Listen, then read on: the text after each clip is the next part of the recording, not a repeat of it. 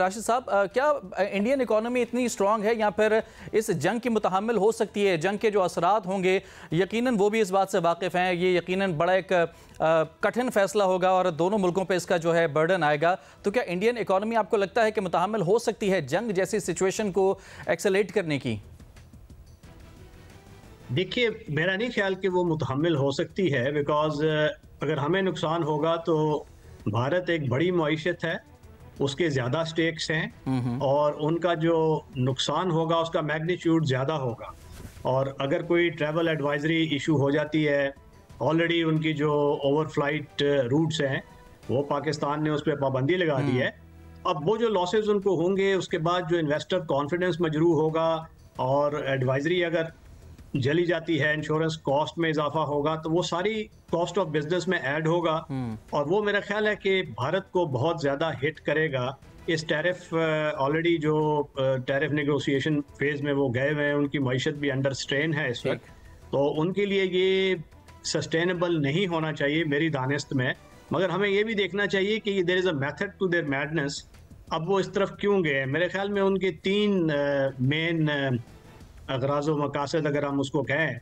तो पहला ऑब्जेक्टिव तो उनका ये था कि वो इस वक्त पाकिस्तान को एक नट क्रैकर सिचुएशन में, टू फ्रंट वॉर में से दो चार करें, क्योंकि पाकिस्तान की मईशत कुछ उसको संभाला मिला था और वो नहीं चाहते कि हमारा जो चीन के साथ सी पैक और बाकी जो मामला ठीक चल रहे हैं अभी,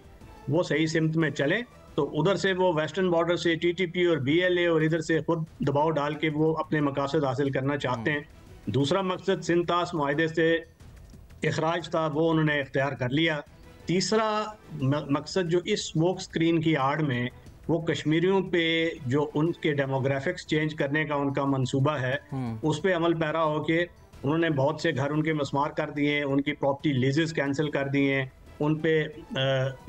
2000 को तकरीबन इनकार्सरेशन मोड में डाल दिया है और उनका मकसद ये है कि उनसे ये प्रॉपर्टी छीन ली जाए जो आम हालात में उनके लिए छीनना मुश्किल था। और दुनिया को उसके बाद जब ये चेहरा दिखाया जाए कि जी ये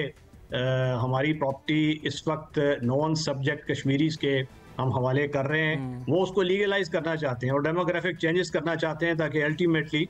इस कश्मीर के जो ऐसी हुकूमत आ जाए जो उनके मुवाफिक हो और मजीद फैसले करके इस एनेक्सेशन में उनको मजीद मदद दे। सो ये तीन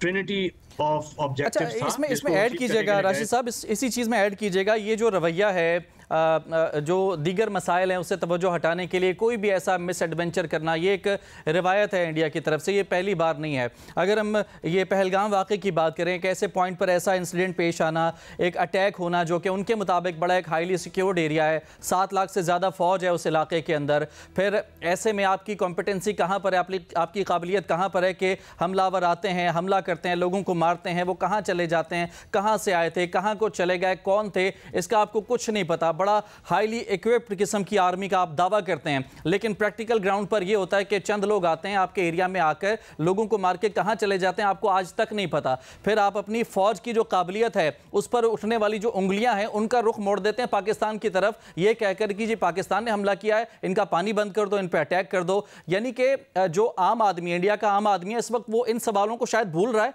और ये इस चीज की खुशी मना रहा है कि जी इंडिया पाकिस्तान पर अटैक करने वाला है, हमने तो जी पानी बंद कर दिया है। एक शोर मचा हुआ है, उस शोर की आड़ में जो एक नाअहलियत है इनकी फोर्सेस की, उसको छुपाया जा रहा है। जी हाँ, इस वक्त भारत इस वक्त वार हिस्टेरिया की गिरफ्त में है और एक हैप्पी पैरानोया उसके मीडिया ने वो कर दिया है। वो ऐसा लग रहा है कि हुकूमत डुगडगी बजा रही है और ये मीडिया का, भारतीय मीडिया का बंदर उस पर नाच रहा है। और अब उन्होंने ऐसा बयानिया इतना श्रिल और स्ट्राइडेंट कर दिया है कि शायद हुकूमत भी उसके नरगे में आ गई है और उनके लिए भी कोई सेन चॉइस शायद मीडिया ने नहीं छोड़ी। ये बड़ी बदकिस्मती की बात है। सेनर वॉइसेस जितनी हैं वो उधर से उठ रही हैं, उनके अंदर से जो उनकी फौज से एक 3 स्टार जनरल है, उसने एक क्वेश्चन किया कि आप हमें किन मकासद के लिए कहाँ लेके जा रहे हैं, आप इंट्रोस्पेक्शन क्यों नहीं करते, ये जो फेलियर हुआ है इसकी इन्वेस्टिगेशन होनी चाहिए। तो उस पर उसको सैक कर दिया गया है। इसी तरह दीगर कुछ उनके इंटेलेक्चुअल्स हैं, उन्होंने आवाज़ उठाई है और ख़ास तौर पे पंजाब में आवाज़ बड़ी मौसर है सिख कम्युनिटी की तरफ से। वो पूछ रहे हैं कि आप हमें जंग में क्यों झोंक रहे हैं और हम इस जंग से क्या हासिल करेंगे, पंजाब तो लामहला उसका वो शिकार होगा उस जंग का। तो अब वो वॉइसेस वहाँ से रेज हो रही हैं, और ये देखिए कि ये कितनी बदकिस्मती की बात है कि उनकी नॉर्थ ईस्टर्न स्टेट्स में जो वायलेंस होती है, अब कुकी और मेजी जो उनकी माइनॉरिटी मेजॉरिटी है, हिंदू और दीगर सेक्ट, उनमें आपस में होती है, और उसमें इतने लोग मारे जाते हैं, भारतीय फौजी भी उसका शिकार होते हैं। मगर ये पैरानोया नहीं क्रिएट होता कि कश्मीरी में ये टूरिस्ट जिसका एक हम फॉल्स फ्लैग ऑपरेशन